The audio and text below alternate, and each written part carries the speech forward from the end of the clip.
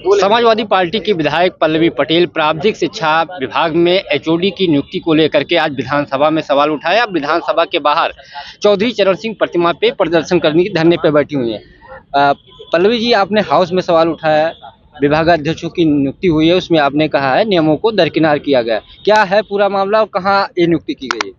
देखिए, ये नियुक्ति का जो प्रकरण है ये है बेसिकली सारे पॉलिटेक्निक्स, उत्तर प्रदेश के अधीन जितने भी पॉलिटेक्निक्स हैं, एडेड या राजकीय, उसमें एचओडी की जो नियुक्ति होती है वो सीधे सीधे यूपीएससी के द्वारा और सिर्फ यूपीएससी के द्वारा एज पर एआईसीटी नॉर्म्स को फॉलो करते हुए होगी।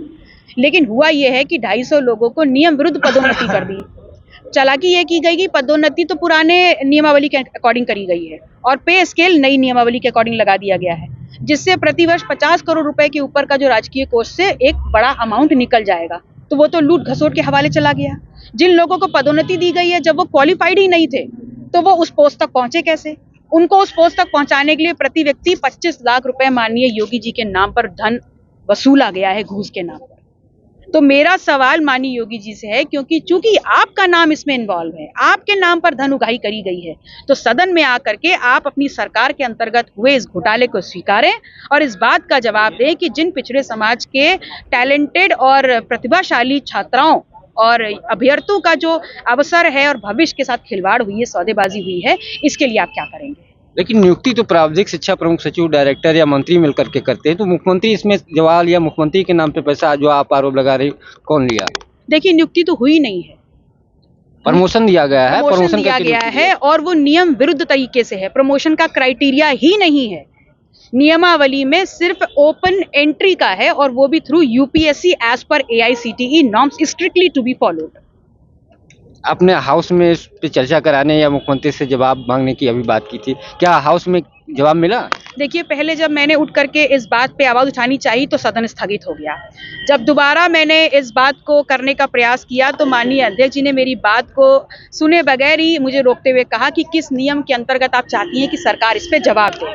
तो मेरा सवाल ये है कि क्या नियम के अनुसार पिछड़ों का वोट लेकर के सरकार बनाई गई थी?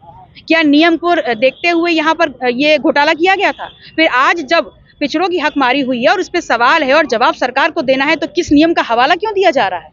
और मेरे सवाल पे जवाब ना देते हुए आप मुझे चुप कराते हुए मुझसे कह रहे हैं कि आप सदन से बाहर चली जाइए। तो क्या उसमें भी आरक्षण की क्राइटेरिया थी जो आप पिछड़ों की बात कर रहे हैं, उनके हकमारी की गई है? देखिए, टोटल 3000 लोगों के भविष्य के साथ खिलवाड़ हुआ है और इसलिए ये मेरा मुद्दा है और समस्त जनता की तरफ से, विशेष रूप से पिछड़े समाज की तरफ से मांग करती हूँ कि माननीय योगी जी आज सदन में हैं और अपनी सरकार के अंतर्गत हुए इस घोटाले पर जवाब दें लोगों को। मैंने समस्त साक्ष्यों के साथ अपने इस जो मैंने आरोप लगाया है, ये समस्त साक्ष्य मैंने प्रस्तुत किए हैं और मैं चाहती थी कि मैं इसको सदन में भी टेबल करूं ताकि दूध का दूध और पानी का पानी हो जाए। इसीलिए मैंने नेता सदन और माननीय योगी जी से चाहा था कि इस घोटाले पर आप अपना जवाब दें। कि किसी व्यक्ति विशेष के लिए नहीं, मेरी मांग ये है कि अगर अफसरों की लूट हुई है, राजकीय कोष की लूट हुई है, तो समस्त लोग जो ऊपर से नीचे तक इसमें शामिल है उनको चिन्हित करके उनके खिलाफ कार्रवाई।